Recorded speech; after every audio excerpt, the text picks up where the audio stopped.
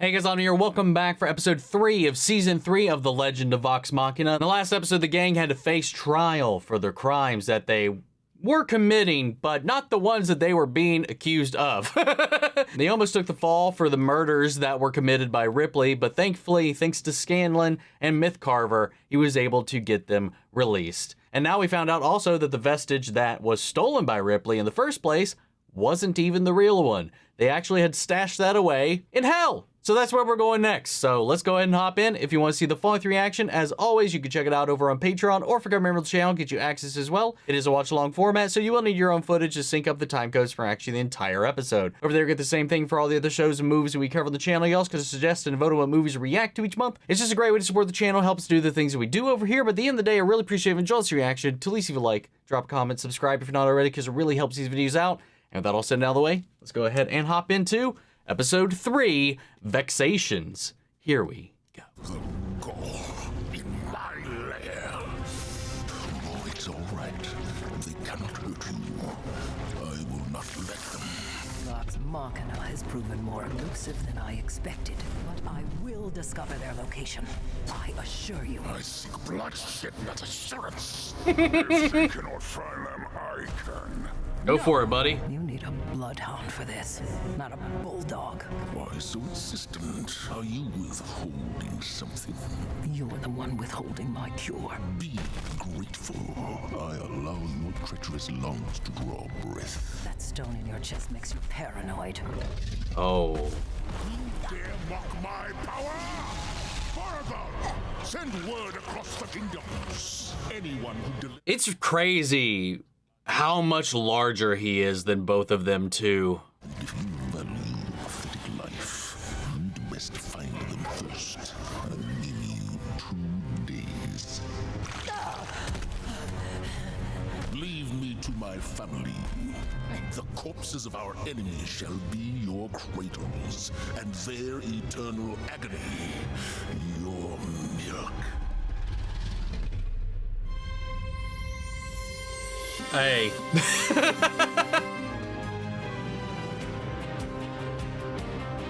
You know, I just got the Matron of Ravens dice set. I got it up there with my Vex and Vax hot toys. Some sexy ass dice, man. He fucked. Bullseye. That's Aw. quite the omen. Actually, it's Great supposed start to mean the good day. luck, Wait, especially what? in romance. Then I should Getting have put a shat bird's on by nest a in my bird? bedroom years ago. Oh, that's fucking weird. Percy's nesting habits aside, the plate of the Dawn Martyr is apparently in hell. Vox Machina conquered hell, where the demon Xerxes dwells. On a chariot of flame, they sang out his name. Scanlan the demon god cast a spell. Oh, I should workshop it. I'll workshop Yeah, it. you lost it a little bit there towards the end. How would we get there? actually, we know a way. An old ally of ours. Dola? Oh? No way. That bitch wanted me dead. Oh, don't be dramatic. It's been years. Ooh, Kima with the hot goss. Spill it, girl. Oh my god. Her former adventuring companion was just named to the Draconian Assembly. They guard a hidden rift to the hells. I don't love leaving Whitestone unprotected. Don't look on the bright side, darling. Fewer birds in the snow. Your concerns are He appreciated, gets attacked by brother. penguins. But I've been running this city for quite some time now. Gilmore has managed to make his cloaking spell more or less permanent. Yenin tells me this year's Harvest Festival will be well attended, and the ranks of the Pale Guard are up to pre-Briarwood levels. I assure you, we'll be fine. In fact, while you're gone, perhaps Little I'll distracted? cut down the sun tree and build an extravagant canoe. Right. Sounds lovely. Oh my god. He fell right into that. We were just discussing, Canoes. I see. Well, if you want to update me on the, canoe situation, I'll be out for a bit. You're smitten. Oh my god, what if yes I he am? is. He didn't even deny it's it. not like I can act on it. Women Why have some not? mysterious code. When one invites you to her room, you go.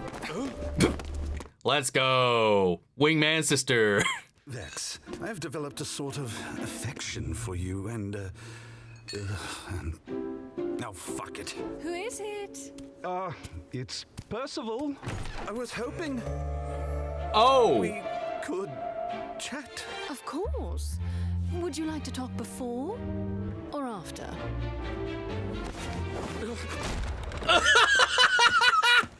Let's go! One sec.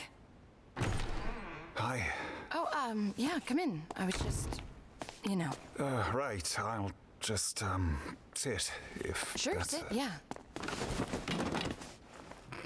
Listen, Chucks all of her shit off the bed. I forgive we can't you. be together. What? This could be trouble. Make it double. God damn. Oh my. Hi. But we kissed. I know, but it can't work, you and I. Our future is clouded with misery. I saw it. You're a Ramente when you complete it. You think I don't know?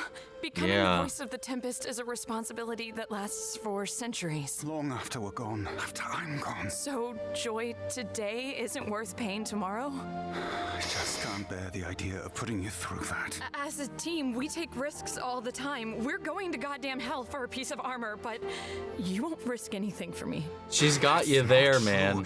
If you're too afraid to let me in, then maybe you should leave. Like, what's the alternative? What I have. Just get out! What's the alternative? She just has to be forever alone? Please. Like never to experience that just for fear of that eventuality? God.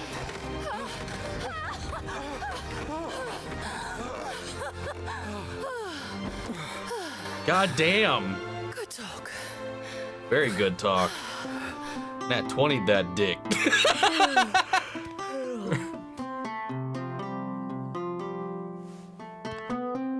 Dude, everybody's fucking pairing off in this one, except obviously Grog. Oh no, Trinket.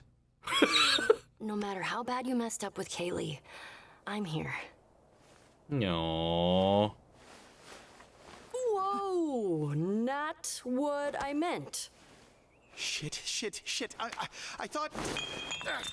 Oh, fuck. It's Fuck, fine. I don't know what's Really, wrong with me. Go nice. back to my magical nightclub and punch myself in the face. Wait, where? Pike. What? I'm sorry.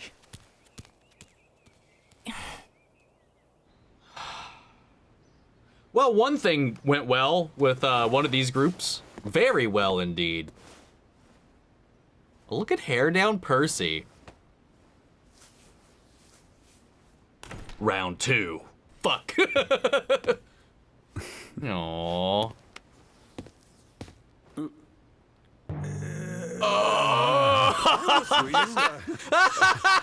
I'm not. I need to. I'm not. So Draconia. Draconia. Right. Yes. That was fantastic. Where do you think you're going? Oh, yikes, Jerry. What are you doing here? Oh, okay. That makes way more sense. Thordak is already suspicious. Quite a time to leave your home unprotected. If you try anything while we're away, I swear. You have 2 days, not a minute more.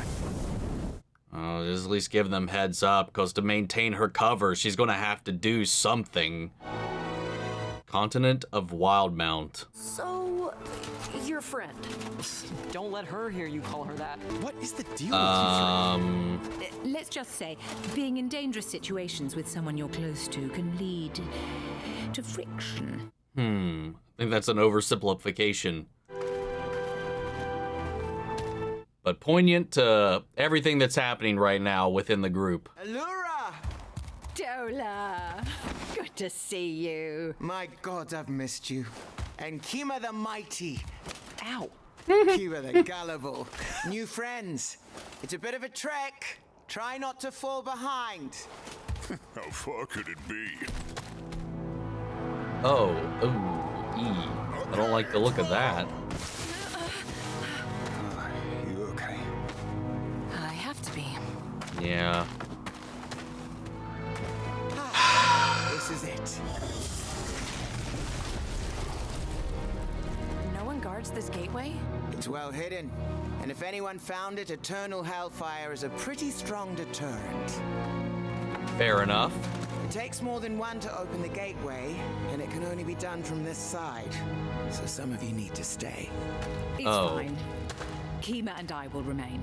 Oh, Me okay. too. You'll need a lookout. I should stay as well. If you think you'll help? We'll go through, find the plate, and get the hell out of there. Pun intended. The gateway cannot remain indefinitely. We'll reopen it in exactly 12 hours. 12? But I ain't got enough fingers. Anybody got 12 fingers? Buddy, run out, just switch to toes. Hurry before it closes! Good luck, Vox Machina! Oh. Into the breach we go. Whoa. Let's go. This, the capital of hell. This, a rock. What are you on about? What? I mean, you said this real weird. What? No. This is a city. Yeah, and this is a rock. Oh my god. Can we please Jeez. focus on real shit, guys? Are those souls? Yeah. Oh. The evil of our world, sent here for punishment. Now, how the devil do we break Quality pun. I gotta say, Dee, I was a little nervous after how we left things. I mean, me and Allie getting together. I'm sorry if I hurt you. What are you talking about? Kima, we're adults. There were crushes, but we had a job to do. It was always clear that you two were destined for each other. So, you weren't, like, butthurt? In all these years, I haven't given it a single thought. Wow. Well, she has. Clearly. Shouldn't we talk about what that was? What we are? If you need a label, call it a tryst. Call it a mistake. Call it whatever you want. I want to know what you want. Unless you're too scared to say it. I am not Oh, scared. wow. Turned it around on her. Oh, yeah. How would that work around Dragonkin, by the way? How did he know where we were? Over here! Wait. We need to find cover! Oh, no. That is not Rashawn. Oh. Hopefully they don't see this as like a breach of their alliance with Rashawn, just because he happened to stumble upon them. You were saying. Perfect setting for an ice dragon, though.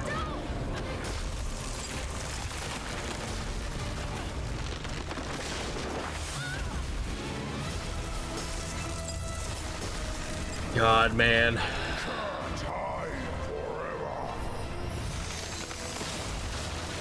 You two okay? What the hell? It'll hear us. I'm checking on the others, something you should be doing.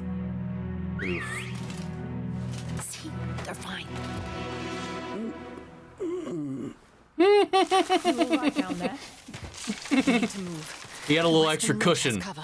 No, we're better off crossing to that peak. Seems rather in the open. But you're the local. Lead the way. Wait. What if they're working with the dragon? You're taking us further from the gateway. We need to be back to reopen it for Yeah. our friends. As if you care. The fuck? Yeah. Of course we do. Forgive me, but you have a history of leaving allies in the dust. And now the party is split, and half of them are trapped in hell right now. When the time came for accolades, you two wound up on the Council of Taldore, living in a fancy ivory tower. Oh yeah, definitely never gave any of it a thought. Dola, I didn't know you wanted to be on the council. Of course you didn't know. You were lost in each other's eyes, blinded by a schoolgirl romance. But Draconia never abandoned me, and I will not abandon them. Wait, Beauregard will see. What are you doing? A distress beacon. You sentenced us to death. The dragons have sworn to spare my people, and after I turn you over, they've promised me the power you stole. Wow. Allie! Blinded by love again. Very thematic episode, isn't it? Wow. Yo. Holy shit. Let's go. How do we shut this thing off? Well, we don't have a lot of time. I hope he kills you first, so Kima can watch you die. You bitch. Perhaps we can table this discussion? That way! The ones you want are that way!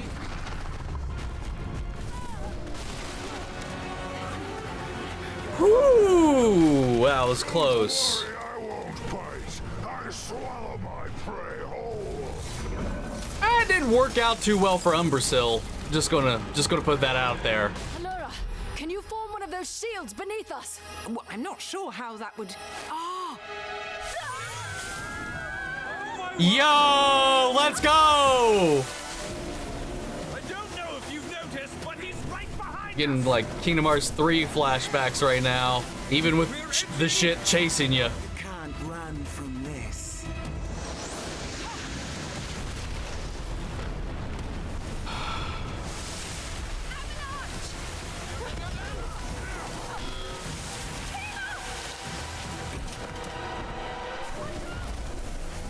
Oh! Come on, you overgrown idiot! You should have finished them by now! What are you waiting for? Do you really want to antagonize the dragon?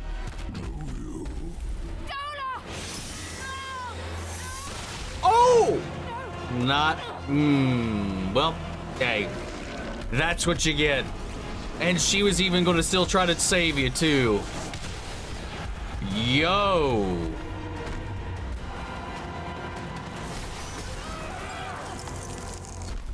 Good. I'll go find your friend.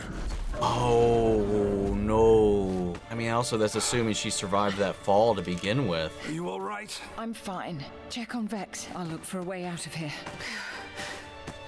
Oh, thank goodness we're together. No. About earlier, We both know there's something between us. maybe. But I'm not ready to say what you want to hear. Relationships are dangerous. Look what happened today. Everyone I've ever loved, it always ends badly. It's like I'm a bad omen. I'm willing to take that chance. He knows a little something about bad Care omens. about you, which is why we can't be more than just a fling. Is that all right? As you like. There's no way out. And Kima. She's alive, Allura. You hear me? Right now, our friends are trying to find a vestige in the worst place imaginable. Oh no, they're eating Matt! I know Oh! he'll be okay. That was Because I know oh their hearts. no, wait, does that mean she doesn't have any powers here? We're getting out of this cave, damn it. Not because it's easy. But Well, because that we makes must. things so For the much world we worse. love, no This matter setting what. though, the design is gnarly. What was If it that? isn't, then nothing matters. Holy shit. What an episode. Oh my god. Vexation is one, it's a play on words, as we know, but like, it's just everything else about this is, you know, the vexing struggles of these relationships, man. What it is like to be in a situation like this. It's like catching feelings for like a coworker or whatever. What happens if it goes sour? It goes south, but you still have to be there. You still have to see them every day. And then what does that do to the way the group works and all this kind of stuff? And then you see quite literally everybody in the group but Grog pairing off in some kind of way. I mean, they flirted around with Pike and Scanlan for a while, and I do think something is there. There is like a blushing element when, you know, they touch, even if she like was like, I mean, that could have been for a number of reasons, not the right time, not what she meant in that moment. We've seen her look longingly at him and all this kind of stuff, and everybody's just very hesitant to make any kind of moves because of the situation at hand. The world is potentially about to end, and they're thinking about themselves and their wants rather than what the world needs and what they need to be focused on. Also, he was a little drunk at the time. and he was dealing with the stuff with Kaylee. I just think if that was going to be your first kiss, that wasn't like when you thought he was dead, that might not be what you would want to do right there. But then, like with everything else, he just goes and starts to beat himself up because he made himself vulnerable for a moment or misread a situation, got shot down again, much like with everything that's been happening in his life up until this point currently. Especially right now with everything with Kaylee, it was another jab to his ability to sense and read the room and what he's doing. It just makes him feel like he's doing something wrong again. Talking about doing something wrong, Vax got that vision of the eventuality that Keyleth will outlive all of them.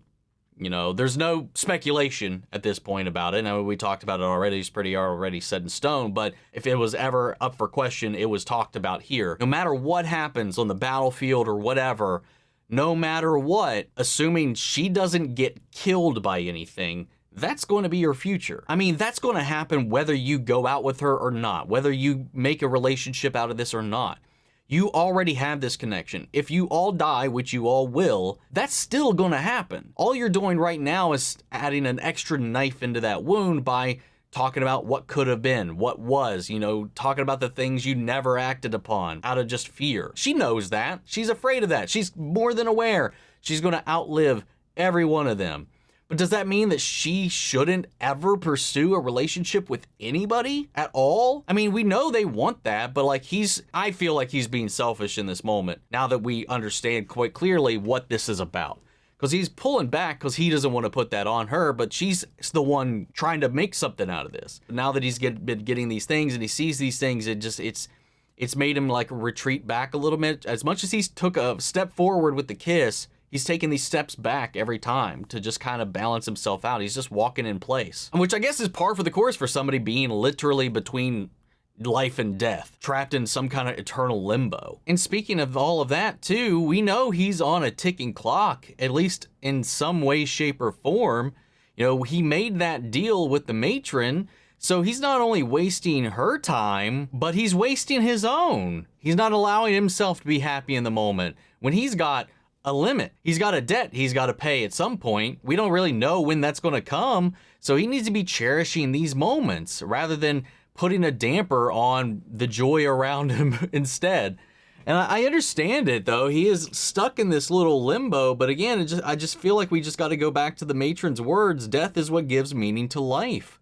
And that's what I said as well. Her mourning of their deaths shows that the time spent with them meant something to her. So he needs to contribute to that, not take away from that, not fear it. Again, it's part of the conversation he had with the matron. It's part of the reason it's a little frustrating. And I guess it's very human to even kind of take your steps back, to falter, to have fear, especially when the ball is put into your hand and you have to take the shot or make the choice. Or if you have intel like that, like with this foresight, then it feels like, is this something I'm doing to her? But you got to get rid of that. There's more to it than that. And it's just such a one-sided, selfish way to look at it. And he's my favorite character, but this whole interaction I found extremely frustrating. I mean, you have that risk even in normal relationships, that you'll outlive the people around you. You have parents that outlive their children. You have spouses that outlive the other. It's an eventuality that is inevitable. Someone has to die first, unless there's an external factor at play.